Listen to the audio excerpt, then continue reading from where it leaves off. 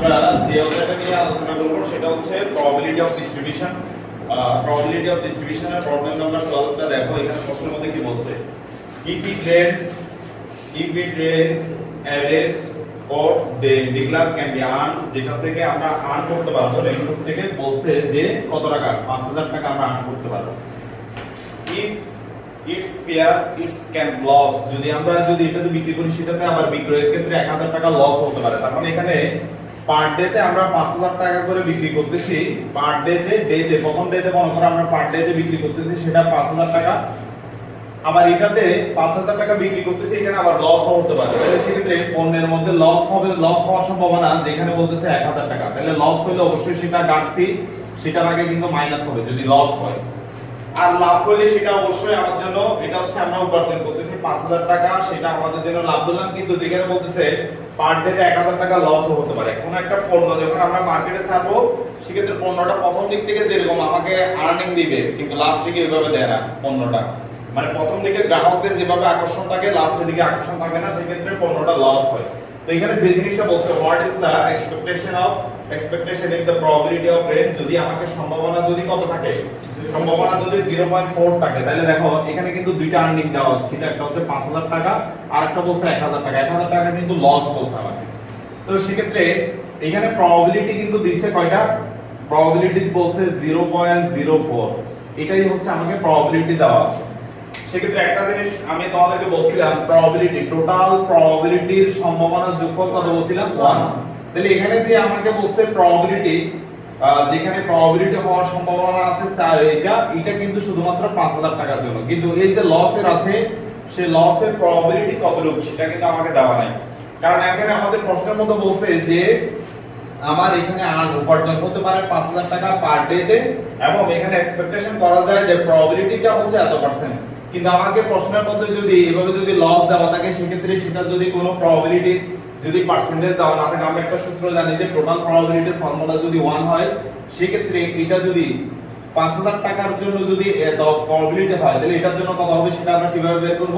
আমরা probability, total probability যদি এত হয়, সেটা থেকে আমরা 0.04 যদি বাদ দিই, তাহলে কত আসবে, ক্যালকুলেটর করে দেখো, 9 পয়েন্ট কত আসবে, 0.96। তাহলে 0.96 প্রবাবিলিটি সম্ভাবনাটা শুধুমাত্র কার জন্য, ওই 1000 টাকার জন্য, 1000 টাকার জন্য সম্ভাবনা।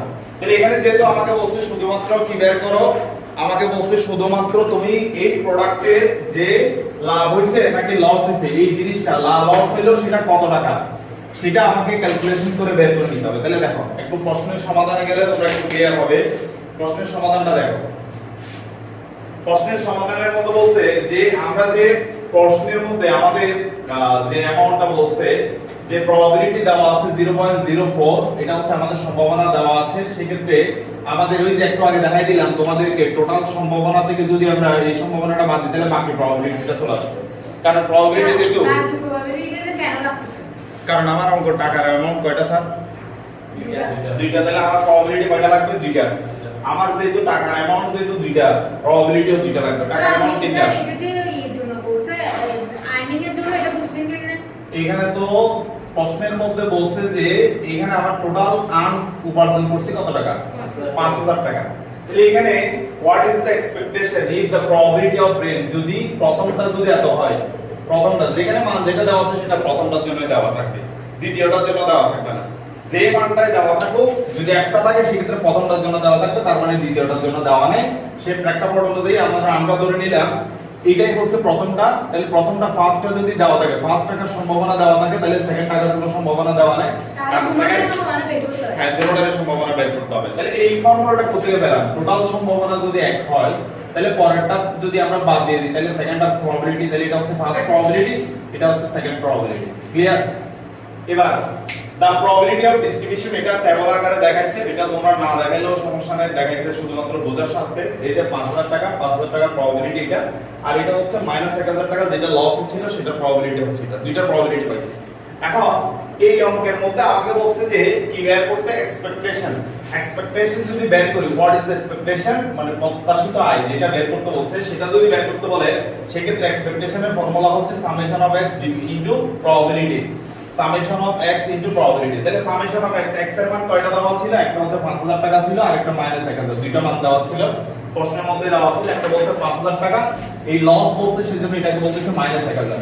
তাহলে দুইটা মান, এবার প্রথম 5000 যেটা আছে সেটা সম্ভাবনাকে দিয়ে গুণ করব, 5000 টাকা দিয়ে সম্ভাবনা গুণ, এবার এখানে কিন্তু প্লাস চিহ্ন থাকবে, এবার -1000 কে আমাদের এই যে -1000 এর সম্ভাবনা যেটা সেটা দিয়ে গুণ করে দিব।